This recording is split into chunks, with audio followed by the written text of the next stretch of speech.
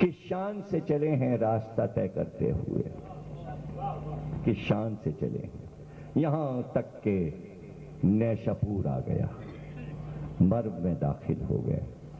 یہ وہ باغ تھا حسین ترین جو ہزاروں برس پہلے بنا تھا۔ اس باغ کی تاریخ ہے خراسان، مشہد، کیا روضہ ہے روئے زمین پر۔ تعصب ایک ایسی چیز ہے جو انسان کو اندھا کر دیتا ہے۔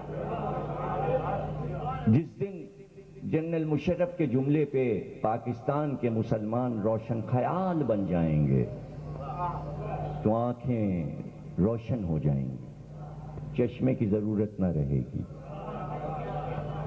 جیسے بھائی پتن کہتے ہیں آنکھیں تو اب بنی، اچھا محاورہ کہتے ہیں نا بھائی پتن، آنکھیں تو اب بنی، اس کو کہتے ہیں اتنا اچھا جملہ ہے، لوگ کہتے ہیں آنکھیں تو اب کھلیں۔ درود پڑھیے دیکھیے آنکھیں کھل جائیں گی۔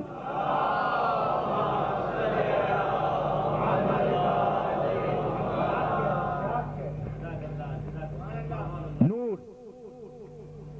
نور ہی نور، میلوں تک باغ، اور اسی باغ میں آج روضہ۔ تعصب کے پردے ہٹیں تو پھر کوئی لکھے کہ 7 عجائبات جو ہیں دنیا کے، جو بدلتے رہتے ہیں، کچھ گھٹتے ہیں کچھ بڑھتے ہیں، چند چیزیں نکل جاتی ہیں، ہمیشہ وہ ساتھ نہیں رہتے۔ ساتھ تھے نا بھائی، تاج محل ہے، قطب مینار ہے، پیسا کا مینار ہے، بیبیلون کے جھولتے باغ ہیں، اٹلی میں پادری کا گھر ہے، پیسا کی مینار ہے، ایلورا اجنتا ہے، پیرامڈ ہے، مصر کے اہرام مصر ہیں، ہو گئے ساتھ، لیکن یہ بدلتے رہتے ہیں۔ اب سائنسداں کیا کہتے ہیں؟ کہتے ہیں اب یہ سب مٹی، کیا تاج محل اور کیا ہوائی جہاز، کمپیوٹر، 7واں بحری بیڑا، یہ ہیں عجائبات۔ اب ظاہر ہے بھائی امریکہ کے 7ویں بیڑے کے آگے تاج محل کیا ہے؟ کیا سائنسداں کہہ رہے ہیں اب یہ 7 چیزیں یہ لو، بدلتے رہتے ہیں۔ لیکن اگر عمارتوں ہی پہ ہے تو تعصب کو چھوڑو اور یہ لکھو کہ 7 عجائبات دنیا کے جو ہیں ان سب سے افضل ہے روضہ امام رضا۔ کیا ہے تاج محل؟ جھوٹے لوگ تعصبی لوگ روئے زمین پہ اب تک ایسی عمارت کسی بادشاہ نے نہیں بنوائی جیسا روضہ امام رضا ہے۔ تاج محل میں کتنے باغ ہیں؟ 4، چھوٹے چھوٹے، عمارت کتنی بڑی ہے؟ چھوٹی سی، سنگ مرمر، سنگ اور وہ بھی مرمر، سنگ بھی اور مرمر بھی۔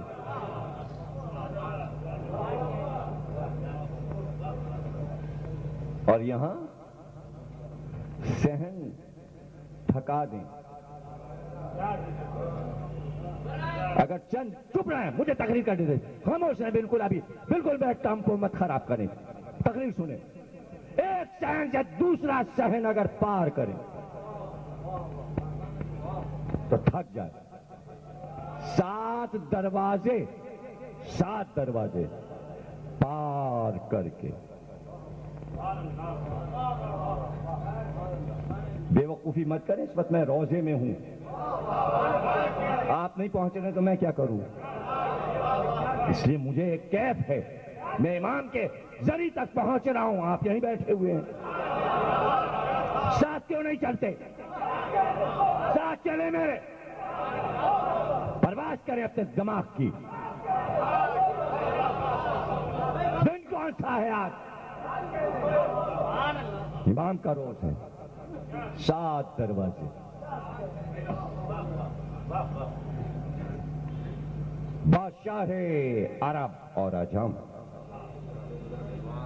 السلام علیکہ یا شمس شموس، اے سورجوں کے سورج، اے شاہ عرب اور عجم۔ عرب عجم ملک نہیں، زمین نہیں، یعنی دو حصوں میں تاریخ نے دنیا کو بانٹا تھا، یہ عرب ہیں وہ عجم ہیں۔ کائنات جہاں جہاں ہے عرب اور عجم، بولنے والے اور نہ بولنے والے، سب کے بادشاہ جب زیارت پڑھیں آئے غریب الغربا۔ کیا مطلب ہے غریبوں کا غریب؟ غریب کیا؟ جسے سب جانتے ہو کون؟ ماں کون، باپ کون؟ ماں کون، باپ کون، خاندان کیا، دادا کیا، پردادا کیا، سب جانتے ہو، لیکن اس کے مقصد کو نہ سمجھ پائے۔ آئے تھے وہ مشہد میں، آئے تھے خراسان میں، آئے تھے، لیکن مامون کو کیا پتا کیا ہے مقصد، کیا سمجھتا وہ مقصد؟ اس لیے کہا اے غریب الغربا، اے غریب الغربا۔ داخل ہو گئے، ایک صحن، دوسرا صحن، تیسرا صحن، چوتھا صحن، پانچواں صحن، صحنوں کے نام رکھے، ہر صحن میں حوض، اس حوض میں چاندی جیسے چمکتے پرندے، روس سے چلتے ہیں، سائبیریا سے پرندے سفر کر کے آتے ہیں مشہد زیارت کے لیے، اور یوں کارواں بنا کے اب جو پرواز کر کے صدقے ہوتے ہیں، کھڑے ہو کے گنو 7 طواف کر کے پھر اترتے ہیں۔ روشنیوں میں جب رات کو وہ چمکتے ہیں چاندی کے پرندے، اور یوں ہاتھ بڑھا کے پکڑ لو، بھاگتے نہیں ہیں، انہیں معلوم ہے یہ زائر ہیں، یہ زائر ہیں، یہ کچھ کہیں گے نہیں، ایسے ہی سامنے بیٹھے ہیں۔ اسی طرح کبوتر، خالد احمد اخبار جہاں کا رپورٹر جب گیا آج سے 30 برس پہلے اور رپورٹ لکھی سفر نامہ روزے کا، تو اس نے کہا یہ کبوتر مدینے میں امام کے گھر میں پلے تھے، جب امام کی سواری چلی تو چونکہ امام ان کو دانا کھلاتے تھے روز، جب انہوں نے دیکھا امام جا رہا ہے، کبوتر پرواز کرتے سواری کے ساتھ ساتھ چلے، ان کی نسلیں اب تک امام کی قبر پہ۔ حیرانی ہوتی ہے کدھر سے زری کے پاس آتا ہے اور کب آ کے زری کا طواف کر کے پھر چلا جاتا ہے۔ کیا مجال کہ زری کے آس پاس کبوتر کی پیٹھ نظر آ جائے۔ اسی طرح گنبد کا طواف کرتے، اوپر اڑ رہے، کیا حسن ہے۔ کعبے میں بھی کبوتر ہے، پرندے وہاں بھی آتے ہیں۔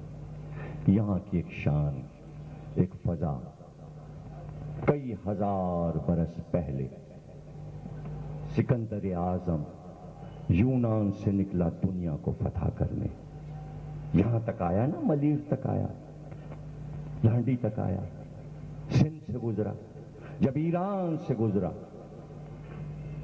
ہندوستان جانے کے لیے، یہ وہی مقام تھا مرو کہ جہاں اس کا لشکر ٹھہرا۔ سکندر اعظم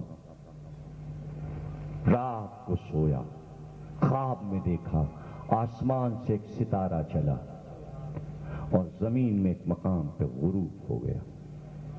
آنکھ کھلی، کاہنوں اور نجومیوں کو بلایا اور کہا میں نے یہ خواب دیکھا، اس کی تعبیر کیا ہے، اس کی تعبیر کیا ہے؟ اس نے کہا کہ اس کی تعبیر یہ ہے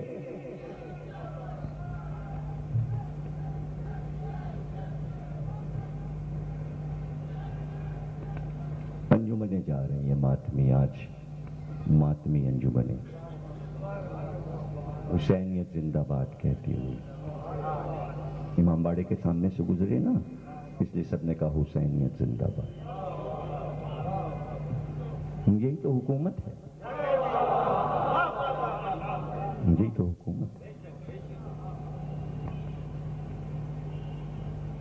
کیا ہے اس خواب کی تعبیر؟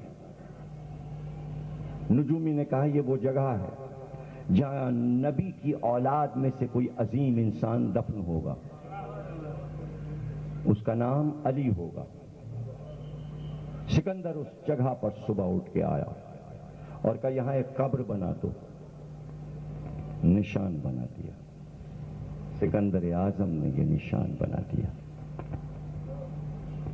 اس کے بعد کہا یہاں باغ لگا دیا جائے، اسی کو باغ مرو کہتے ہیں۔ جب امام پہنچے دور تک باغات لگا دیے گئے، سرسبز زمین ہے ایران کی، درخت اور پھول لگائے گئے۔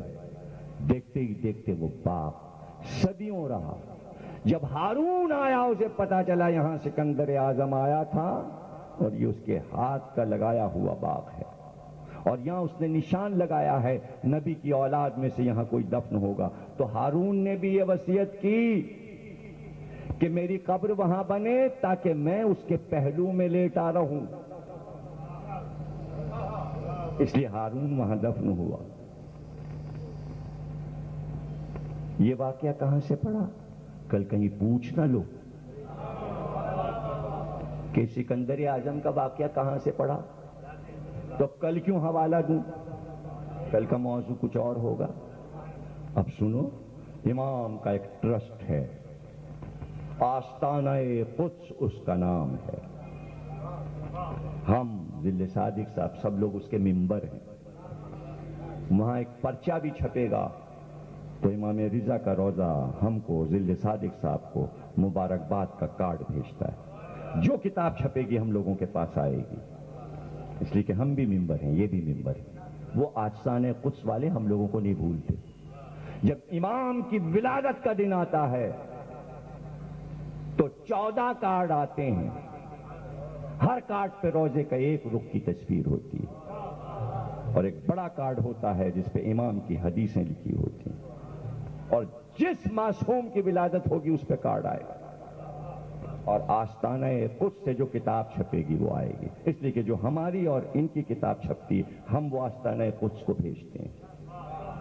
ہم اپنی پہلی کتاب امام کی بارگاہ میں بھیجتے ہیں جب پریس سے آتی ہے کہ امام یہ چھپی ہے ہماری کتاب، پہلی کاپی آپ کے لیے۔ ہم کیوں بھولیں انہیں؟ جب ہم نہیں بھولیں گے تو وہ بھی ہمیں نہیں بھولیں گے۔ آستانہ قدس کا یہ کام ہے کہ روزہ بڑھتا رہے، اس کی سجاوٹ ہو، اس میں جھاڑ، فانوس، کھانا پینا، جتنے زائر جائیں انہیں کھانا ملتا رہے، پرچیاں ملتی ہیں، بہترین کھانا ملتا ہے، مسافروں کے لیے پریشانی نہ ہو، نئے پل بنے ہیں، نئی شاہراہیں بنی ہیں، پورا ایک امام کی حکومت اور گورنری کا انتظام۔ گورنر ہوتا ہے مشہد کا، اور عالم وقت خود آ کے امام کی زری کو صاف کرتا ہے۔ سارے علماء کپڑے اتار کر جھاڑو دیتے ہیں۔ یہ ہے بادشاہ جہاں علم سجدہ گزار ہو جائے، جہاں عالم آ کر جھاڑو دے، علم آ کے جارو کشی کرتا ہے۔ ایسا بادشاہ، ایسا امام۔ آستانہ قدس میں اس روضے کی تاریخ پہ کتاب لکھی عالم نے، تو اس تاریخ میں بتایا کہ سکندر اعظم کو بشارت ہوئی تھی، جو امام رضا کے روضے کی کتاب ہے۔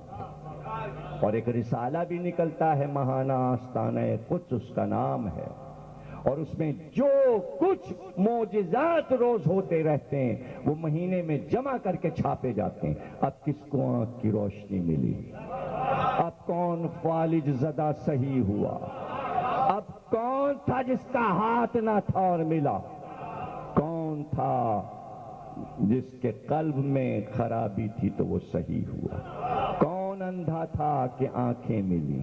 ایک صحن ہے، اس صحن میں مریض لٹا دیے جاتے ہیں، ادھر جاؤ تو مریض لیٹے ہوئے ہیں، کئی ہزار مریض لیٹے پڑے ہوئے ہیں، اور وہاں سے ایک زنجیر آ رہی ہے، وہ اس سے باندھا جاتا ہے اور پھر ڈال دیا جاتا ہے، اور پھر ایک بار شور ہوتا ہے، امام نے اس کو صحیح کیا، اور پورا مجمع ادھر دوڑتا ہے تاکہ اس کو چومے۔ کاش کہ یہ منظر تم نے دیکھے ہوں جو مشہد گئے۔